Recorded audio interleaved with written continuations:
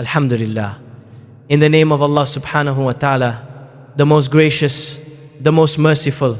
Peace and blessings be upon our beloved Prophet Muhammad sallallahu alaihi wasallam. My beloved brothers and sisters, I want to ask you a question that might keep you awake at night. Have you ever looked at your empty hands and wondered why they are not filling up? You apply for jobs, but the phone never rings.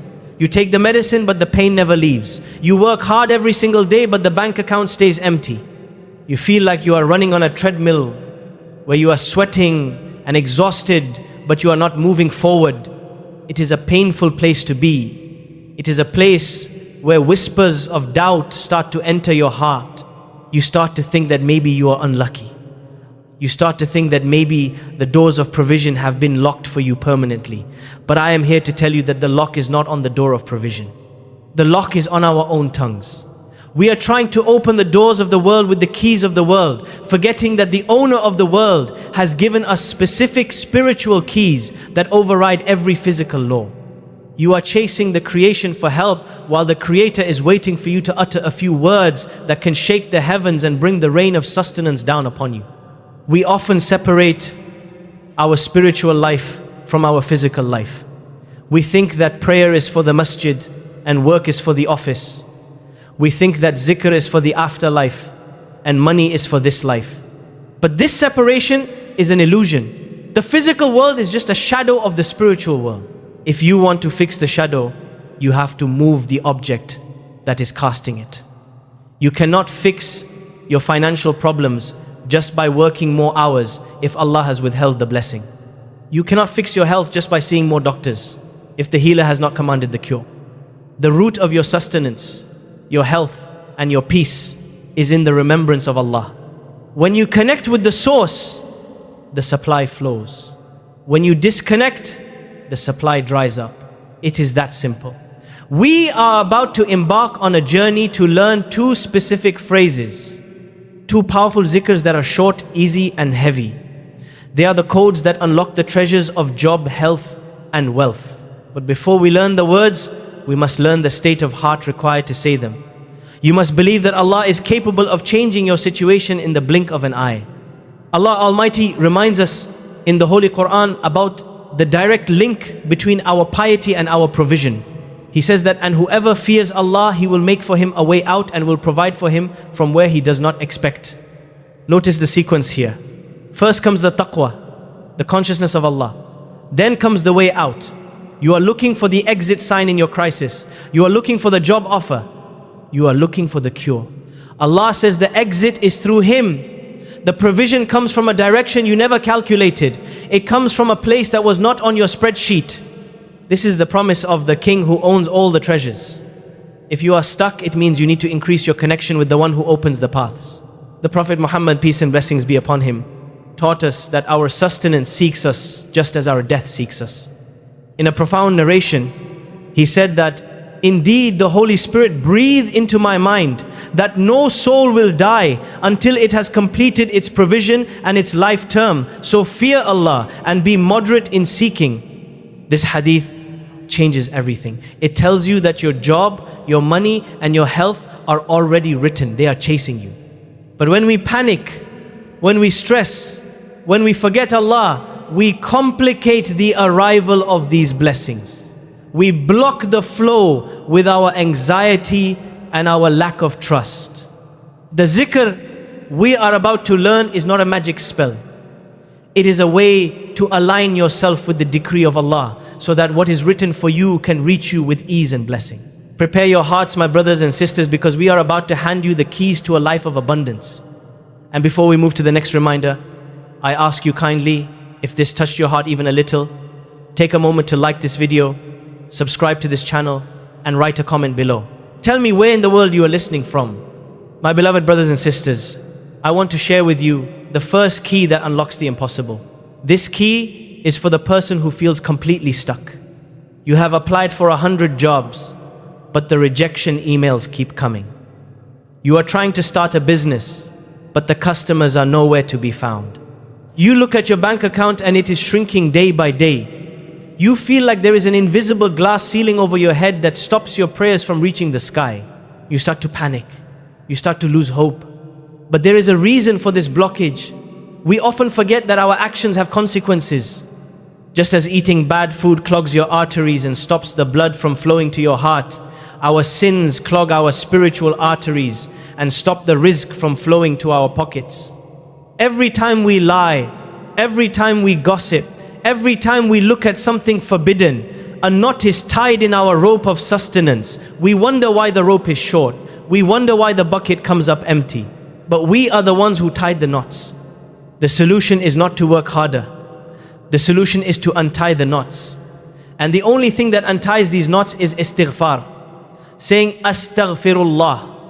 Seeking forgiveness from Allah. Now, many people think that istighfar is only for when you make a big mistake. They think it is only for the sinner. But this is a huge misunderstanding.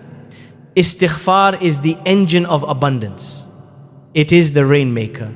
When you say astaghfirullah with a sincere heart, you are not just wiping away a sin. You are polishing your soul so that it can reflect the light of Allah's mercy. You are telling Allah that you are weak and you need His strength. You are admitting that you have blocked your own path and you need Him to clear it. And when you admit this, Allah does not just forgive you. He opens the floodgates of heaven for you. Allah guarantees this result in the Quran with a promise that is specific to wealth and children. He quotes Prophet Nuh speaking to his people. He told them to ask forgiveness of their Lord. And what is the result?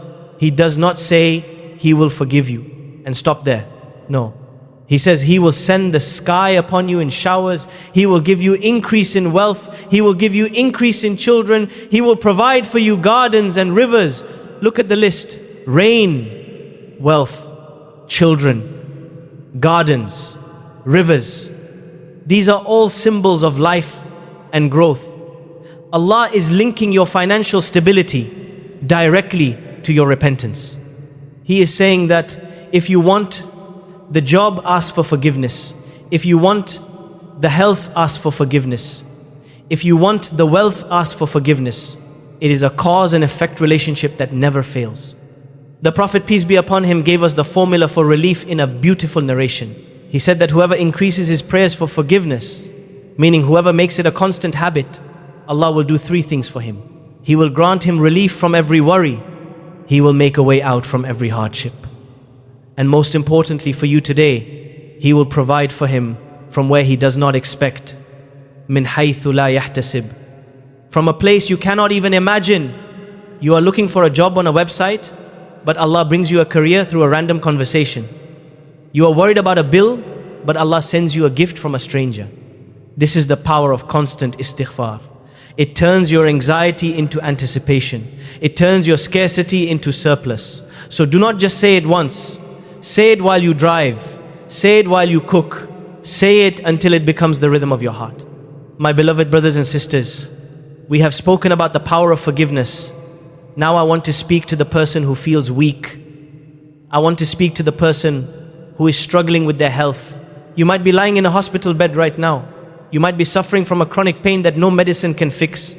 Or perhaps you are healthy in your body, but you are sick in your soul. You feel paralyzed by depression or anxiety. You have big dreams of a new job or a business, but you feel like you do not have the energy to chase them. You look at the mountain of problems in front of you and you say, I cannot climb this. I am too tired. I am too old. I am not smart enough. This feeling of helplessness is a trap. It convinces you that your limitations are real. But there is a zikr that shatters this illusion. It is a phrase that transforms human weakness into divine power. It is the phrase, La hawla wa la quwwata illa billah. There is no change of state and no power except by Allah. Think deeply about what you are saying here. La hawla means there is no movement. You cannot move from sickness to health. You cannot move from unemployment to a job. You cannot move from poverty to wealth. You cannot even move your finger to blink your eye. Wala quwwata means there is no strength. You have no energy. You have no ability. Illa billah means except by Allah. When you say this zikr, you are resigning from the position of general manager of your life. You are handing the keys back to the owner. You are admitting that you are completely bankrupt of power. And this admission is exactly what Allah loves. When you claim you are strong, He leaves you to your limited strength. But when you claim you are weak and powerless without Him, He backs you with His infinite power. This zikr is the bridge that takes you from your impossible situation to His possible solution. Allah teaches us the secret of preserving our blessings and increasing them in the Quran. He tells us the story of the man with the garden. He reminds us that when we see something good, or when we want something to stay, we must attribute the power to Him. Allah says, why did you not say when you entered your garden, it is as Allah wills, there is no power except in Allah? The verse teaches us that the garden died because the owner thought his own effort kept it alive. He forgot the source. If you want your health to return, stop relying only on the medicine and start relying on the one who created the medicine. If you want your wealth to grow, stop trusting your business plan and start trusting the one who controls the market. Say la hawla wa la quwwata illa billahi over your body. Say it over your bank account. You are inviting the power of the heavens to enter your physical reality. The Prophet, peace be upon him, described this phrase with a title that should make us tremble with excitement. He called it a treasure. In a beautiful narration, he asked a companion if he wanted to know a treasure from the treasures of paradise. When the companion said yes, the Prophet told him to say, La hawla wa la quwwata illa billah. A treasure is something hidden. It is something valuable. It is something that makes you rich. This zikr is your spiritual currency. It is the medicine for 99 diseases, the least of which is sorrow. If it can cure sorrow, can it not cure your body? If it is a treasure of paradise, can it not give you the coins of this world? Of course it can. But you must say it with the certainty that you are tapping into a power that can move mountains. My beloved brothers and sisters, we have reached the end of this journey. We have discovered the two golden keys. We have the key of istighfar that cleans our past and removes the blockages of sin. We have the key of al-hawqala that brings divine power into our weak bodies and empty pockets. But now comes the hardest part. Now comes the test of your sincerity. A key in your pocket does not open the door. You have to put it in the lock. You have to turn it, and sometimes the lock is rusty, sometimes you have to turn it again and again. You have to be patient. You cannot say these zikrs for 2 days and then stop because you did not become a millionaire overnight. This is not a magic trick. This is a relationship. You are building a bond with your provider. The do or die attitude means that you will keep knocking on the door of Allah until He answers you. It means you will not let your tongue dry up from His remembrance. You will make these words the soundtrack of your life. When you wake up, you say them. When you drive to the interview, you say them. When you take the medicine, you say them. Allah gives us a command in the Quran that destroys all laziness. He tells us the timeline for our worship. He says, worship your Lord until there comes to you the certainty. The scholars say that certainty here means death. This means there is no retirement from zikr. You do not stop when you get the job. You do not stop when you get the health. You continue until your last breath. Because the moment you stop, you are cutting the lifeline. You are unplugging the machine that keeps your soul alive. We often treat Allah like a spare tire. We only use Him when we have a flat. But Allah wants to be the steering wheel. He wants to guide every moment. If you want the job that brings peace, and the wealth that brings blessings, and the health that allows you to worship, then you must be consistent. You must show Allah that you are serious. The Prophet, peace be upon him, gave us the secret formula for winning the love of Allah. He said that the most beloved of deeds to Allah are those that are most consistent even if they are small. Adwamuha, the lasting ones. Allah loves the person who says Astaghfirullah 100 times every single day more than the person who says it 1,000 times once a year. Why? Because consistency shows love. Consistency shows trust. It shows that you are relying on Him constantly. Do not underestimate the small habits. A small stream of water can cut through a big rock if it keeps flowing. Your constant zikr will cut through the rock of your poverty. It will cut through the rock of your sickness. It will create a river of abundance in your life. But you must not stop. You must not give up. So I am asking you today to make a promise between you and your Lord.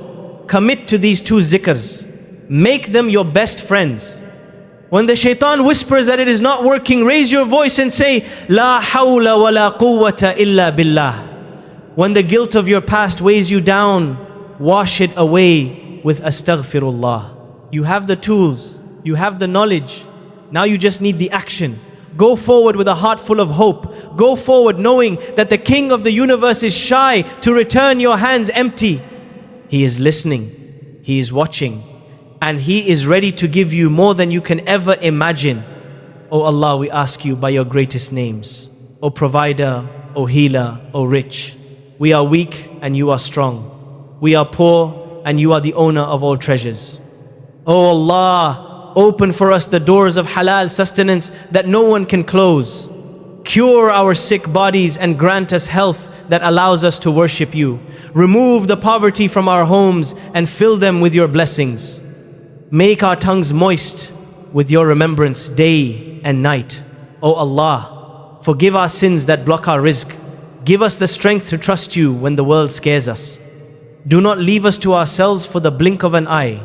Write our names among the wealthy in soul and the wealthy in provision. Ameen.